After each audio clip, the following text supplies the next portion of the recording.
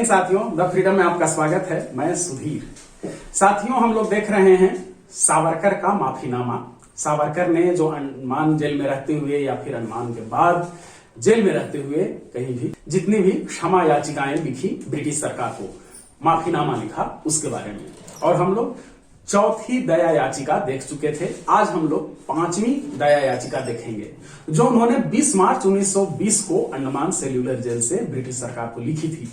और फिर इसमें वो अपनी माफी की मांग करते हैं। कहते हैं कि उस समय दरअसल ये हुआ था कि कुछ जो क्रांतिकारी थे उन्होंने भी माफी मांगी थी, जिसमें बारिंद्र और हेम दो का नाम आता है, जो अलीपुर षड्यंत्र केस में शामिल थे। उन्हें रिहा कर दिया गया था। तो उस आधार पर अब उसी को तर्क बना करके पिछली चिट्ठी तक सावरकर ने यह लिखा था कि आपको अगर हम पर विश्वास नहीं लग रहा है कि हम अपने आप को रिहा कराना चाहते हैं, तो आप दूसरे लोगों को रिहा कर दीजिए। उसमें हमको उतनी ही खुशी होगी जितना कि हमको खुद रिहा होने पर। और हुआ भी ऐसा है कि दूसरे कुछ लोग रिहा हो गए और सावरकर रिहा नहीं हो सके। तो अब सावरकर कहते हैं कि फलाने फलाने को आप रिहा कर दिए, बारिन को और हेम को वगैरह को, और मुझे अब तक रिहा नहीं किया जा रहा है, जबकि हम बिल्कुल ही सरकार के भक्त बन के जी रहे हैं। यहाँ किसी भी विरोध प्रदर्शन में शामिल नहीं होते हैं। सरकार जैसे आज्ञा देती है, जिस तरह से रखती है, हमारे खिलाफ कोई अनुशासनात्मक कार्रवाई नहीं की जा रही है, तो हमें क्यों नहीं रिहा किया जा रहा है। लंबी चिट्ठी है, लेकिन पूरा टेक्स्ट मैं दे रहा हूं। इसका भी याद रखिए, मूल चिट्ठी अंग्रेजी में है, हिंदी में मैं उसे प्रस्तुत कर रहा हूं। देखिए, सावरकर की पांचवी दया याचिका, जो उन्होंने अंडमान सेल्यूलर जेल से लिखी थी 20 मार्च 1920 को। भारत सरकार के गृह सचिव के माननीय सदस्य का हालिया बयान कि सरकार किसी भी व्यक्ति के पत्रों पर विचार करने को तैयार है और यदि उसके समक्ष लाए जाते हैं तो उस पर अपना श्रेष्ठ मनन करेगी, और जैसे ही सरकार को यह स्पष्ट होगा कि व्यक्ति को रिहा किया जाना राजहित के लिए खतरा नहीं है, सरकार उस व्यक्ति को शाही माफी के दायरे में लाएगी। के आलोक में अधो हस्ताक्षरी बेहद विनम्रता से निवेदन करता है, इससे पहले कि बहुत देर हो जाए, उसे अपना मामला रखने का अंतिम मौका दिया जाए। महोदय, आप किसी भी कारण मुझे यह महामहिम भारत के वायसराय के समक्ष रखने पर आपत्ति नहीं करेंगे, विशेषकर जब यह सरकार के निर्णय से इतर केवल मुझे सुने जाने से जुड़ा संतोष प्रदान करती हो। 1. शाही मुनादी में बेहद उदार मन से कहा गया है कि शाही माफीनामे के दायरे में वे सब आते हैं जो राजनीतिक प्रक्रिया के लिए अपनी उत्सुकता के कारण कानून तोड़ने के अपराधी पाए गए हैं। मेरा और मेरे भाई का मामला विशेष तौर पर इस श्रेणी में आता है।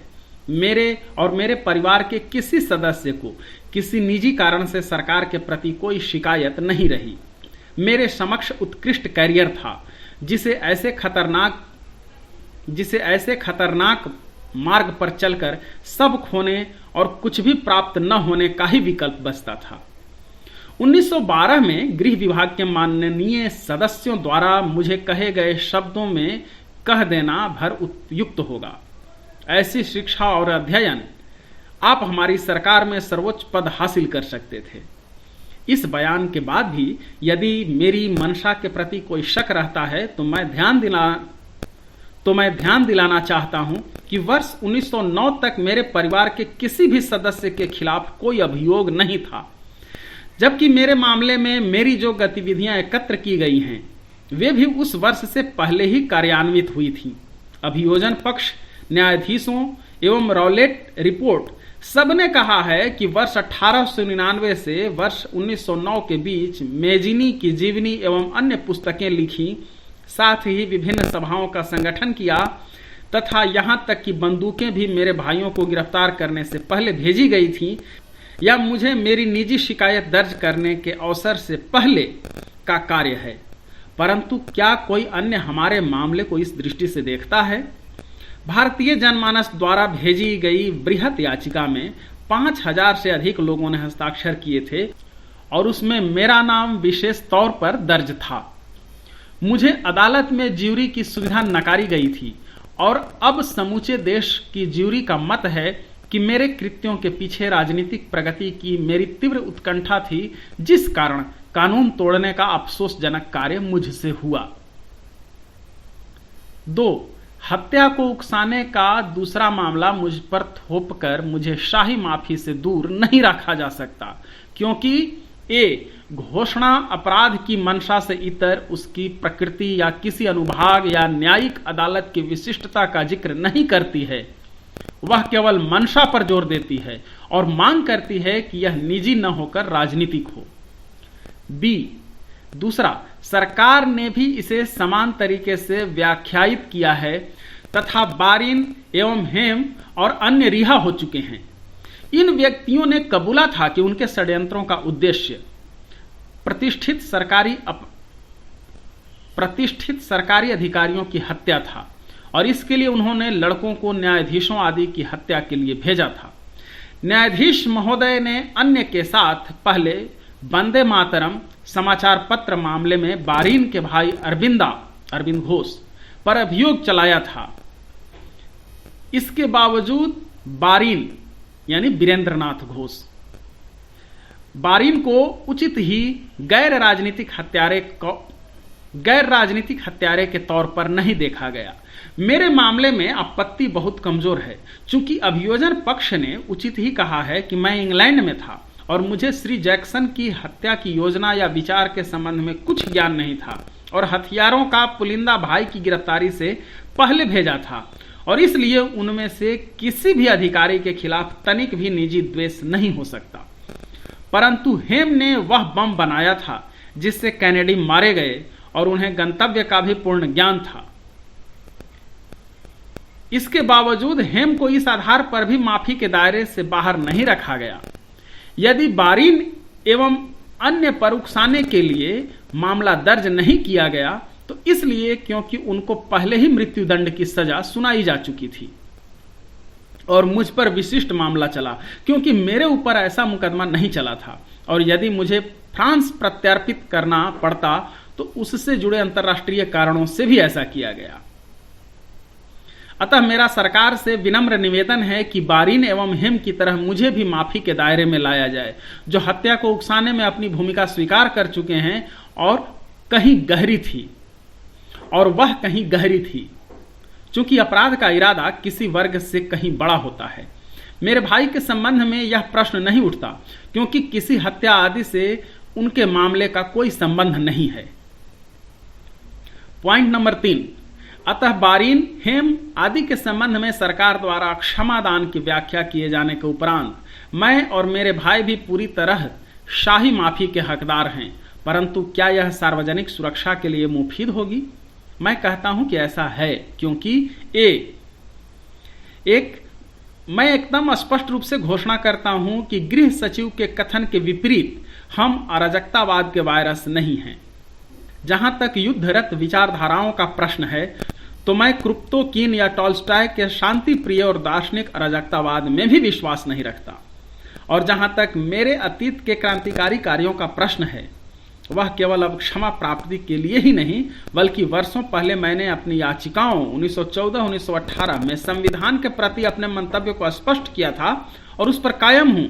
जब श्री मोंटेग्यू द्वारा उसे तैयार करने की प्रक्रिया आरंभ हुई थी, तब से सुधार और उसके बाद घोषणा के प्रति मेरे विचार पुख्ता हुए हैं और हाल में मैंने संवैधानिक विकास के साथ दृढ़ तौर पर खड़े रहने के लिए सार्वजनिक रूप से अपना मत और तैयारी खुलकर स्वीकारी है।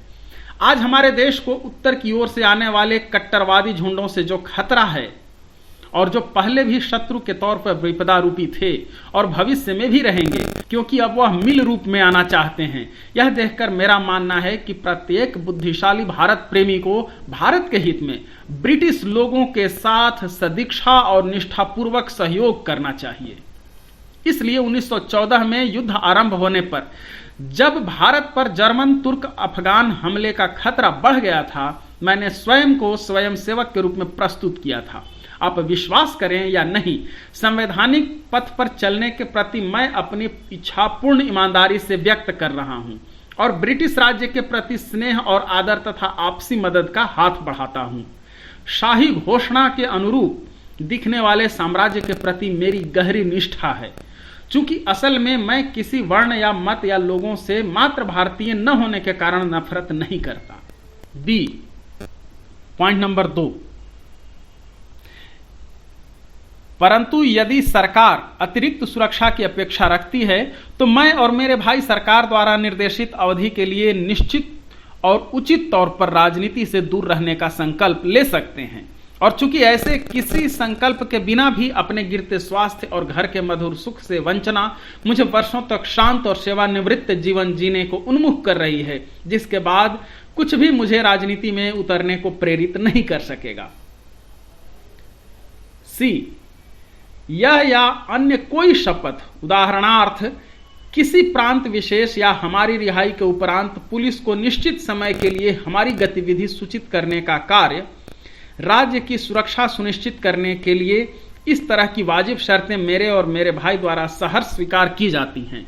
अंततः मैं कहना चाहूंगा, भारी बहुमत में वे लोग जिन्हें हमसे सुरक्षित रखा जाना है, जैसे आदरणीय एवं वरिष्ठ उदारवादी नेता श्री सुरेंद्रनाथ से लेकर आम राहगीर तक, प्रेस और मंच, हिंदू और मुस्लिम, पंजाब और मद्रास से लगातार हमारी तुरंत एवं संपूर्ण रिहाई की मांग कर रहे हैं, जिससे यह उनकी सुरक्षा के हित में साबित होती है। यह निहित कटुता का तत्व ही है जिसे घोषणा दूर करने का लक्ष्य रखती है। अतः मैं आम जन की ओर से चेताता हूं कि जब तक हम दोनों और अन्य को इस उदार क्षमा का हिस्सा नहीं बनाया जाता, इस घोषणा का मुख्य उद्देश्य ही पूरा नहीं होगा और कटुता बनी रहेगी। पॉइंट नंबर 4, हमारे मामले के सभी उद्देश्य पूर्ण कर लिए गए हैं। चूंकि हमें जेल में 10 से 11 वर्षों तक रखा गया है, जबकि श्री सान्याल जो उम्र कैदी थे उन्हें 4 साल बाद छोड़ दिया गया और दंगा फैलाने वालों को 1 वर्ष में। बी, हमने कठोर श्रम किया, चक्की, कोल्हू और अन्य सब कुछ जो भी हमें भारत और यहां दिया गया। सी, हमारा व्यवहार रिहा किए जा चुके व्यक्तियों से बिल्कुल अलग नहीं रहा। उन्हें पोर्ट ब्लेयर में भी गहरी साजिश के तहत जेल में बंद किया गया था। इसके विपरीत हम दोनों को आज तक अतिरिक्त कठोर अनुशासन के तहत रखा गया है और गत 6 वर्षों या उतनी अवधि से हमारे खिलाफ आम अनुशासन से जुड़ा कोई भी मामला नहीं है।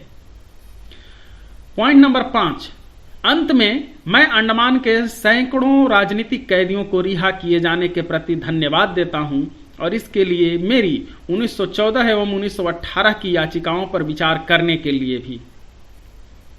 यदि महामहिम शेष कैदियों को भी रिहा कर दें, यह उम्मीद करना गैर वाजिब नहीं होगा, क्योंकि वह भी मेरे और मेरे भाई के समान आधार पर यहां हैं, विशेषकर तब जबकि गत कई वर्षों से महाराष्ट्र किसी भी तरह की उपद्रवी उथल पुथल से दूर रहा है।